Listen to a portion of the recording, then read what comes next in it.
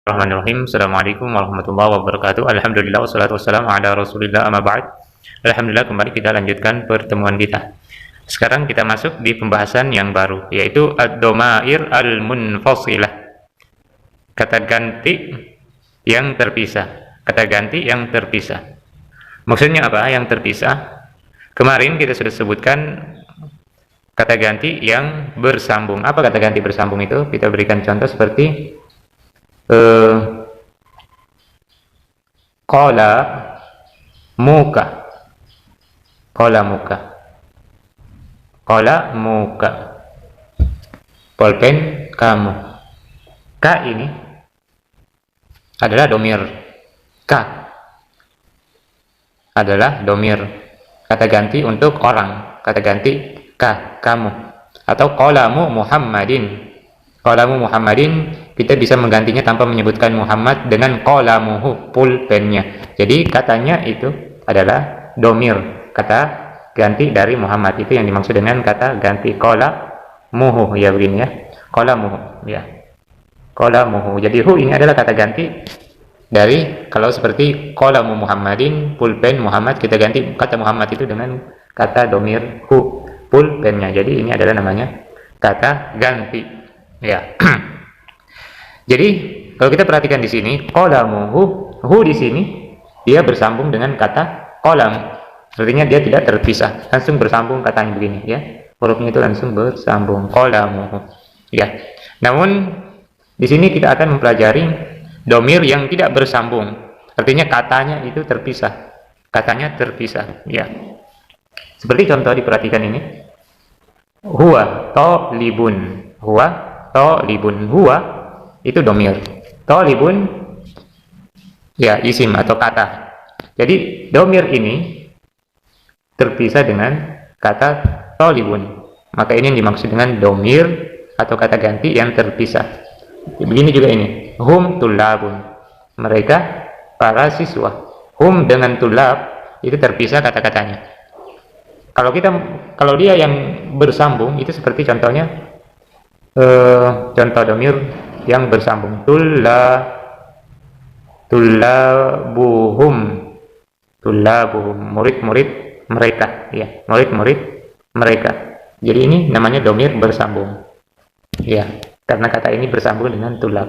Beda dengan hum tullab, kata ini tidak bersambung dengan tullab, maka ini dimaksud dengan domir terpisah. Ya, kita baca. Hum huwa talibun, hum tullabun, hiya talibatun, hunna talibatun. Ya, diperhatikan. Dia pelajar, mereka pelajar. Jadi kalau di sini satu dia, maka kita gunakan juga bentuk tunggal, talibun. Dia kan itu satu. Hum itu mereka artinya. Hum berarti mereka itu artinya lebih dari dua. Maka kita gunakan di sini jamak, tullabun, para siswa. Ya, begitu. Hiya adalah dia untuk perempuan. Hiya talibatun, pelajar perempuan, maka kita tambah ta marbuto ini. Hunna mereka, talibatun kita gunakan jamak para siswi. Hunna talibatun. Anta talibun, ini kita gunakan talibun karena anta ini satu orang, kamu. Antum kalian, maka kita gunakan jamak. Antum tullabun, kalian adalah para siswa. Anti talibatun, kamu adalah pelajar. Antunna talibatun, kalian adalah para siswa. Ana talibun, saya pelajar. Saya pelajar. Ana itu saya, artinya saya, dan itu menunjukkan satu. Nahnu, kami itu lebih dari dua, maka kita gunakan nahnu tullabun, kami adalah para siswa. Ana talibatun, saya seorang siswi. Ana di sini yang berbicara itu adalah perempuan. Ana, saya talibatun, saya pelajar. Nahnu talibatun, kami para siswa, kami para siswa, ya. Jadi ini dipahami mana domir yang munfasil dan mana domir al-muttasil, mana domir yang terpisah dan mana domir yang bersambung, ya. Kemudian kita pindah di pelajaran berikutnya, darsu as-sadisa asyarah, pelajaran ke-16.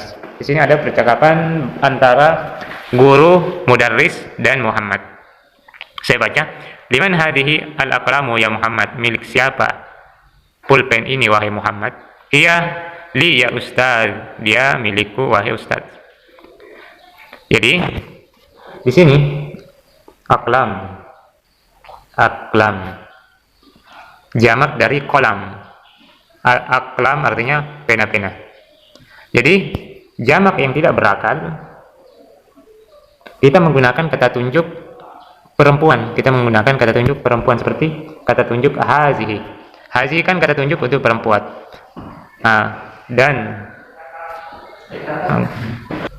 Dan untuk kata benda yang tidak berakal, maka dia menggunakan kata tunjuk perempuan, hazihi. Ya, hazihi. Jadi jamak yang tidak berakal itu dianggap perempuan, ini diingat. Jamak yang tidak berakal atau kata benda ketika berbentuk jamak maka dia dianggap perempuan. Ya. Hiya li ya ustaz, dia milikku wahai ustaz. Hiya maksudnya dia, ini pulpen. Dia maksudnya dia pulpen milikku wahai ustaz. Jadi hiya juga ini adalah perempuan. Dia, kalau huwa kan laki-laki. Hiya, dia. Berarti itu saya katakan tadi bahwasanya ini dia dianggap perempuan.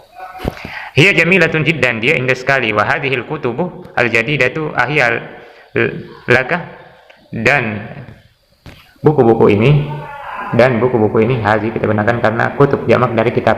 Al-jadidatu kita tambahkan ta marbutoh karena kita mensifati al-kutub. Al-kutub artinya dia kan perempuan, maka sifatnya juga mesti perempuan, kita tambah ta marbutoh.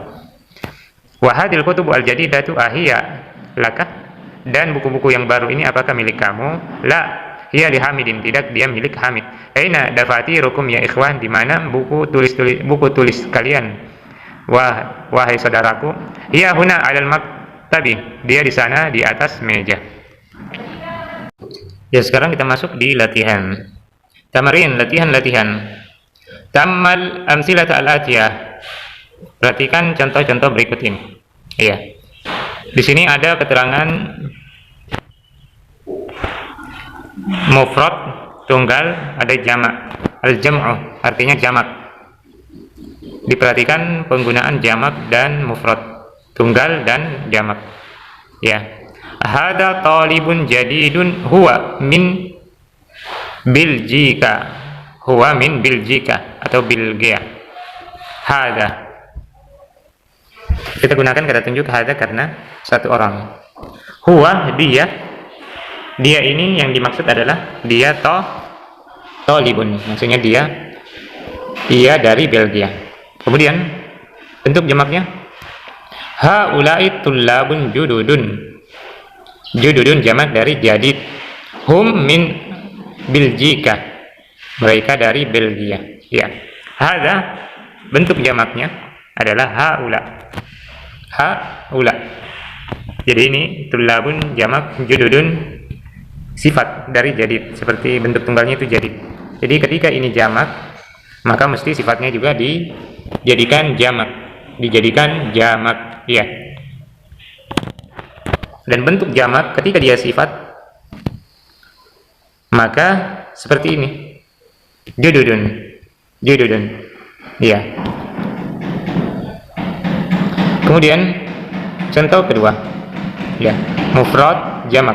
Hada kitabun jadidun. Ini buku baru.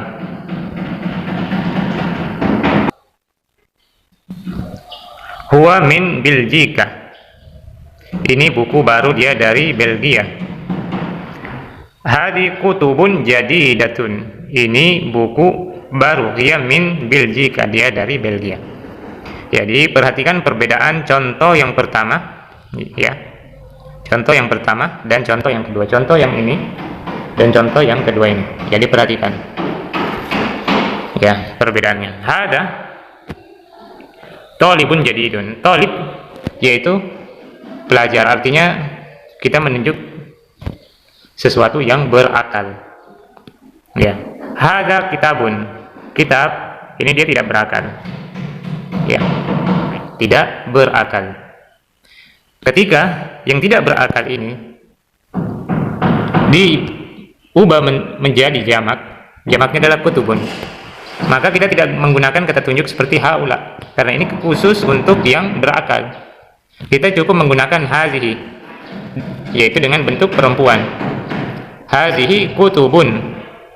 Hazihi kutubun. Kemudian juga sifatnya kita bentuk perempuan dengan menambahkan ta marbutah. Hazihi kutubun jadidatun, ya. Kemudian hiya juga ini adalah dia untuk perempuan. Jadi ketika jamak tidak berakal, jamak, maka dia itu dianggap sebagai perempuan, ya. Jadi itu diingat, ya. Kemudian tamrin asani, latihan kedua, hawil al-mubtada fi kullin min al-jumal al-atiyah ila jam'in. Ubahlah kalimat pertama pada kalimat-kalimat berikut ini menjadi jamak. Ya, kalimat pertamanya, kata pertamanya itu diubah menjadi jamak. Seperti hadza baitun. Hadza baitun. Hadhihi buyutun. Hadhihi buyutun, ini rumah. Ya.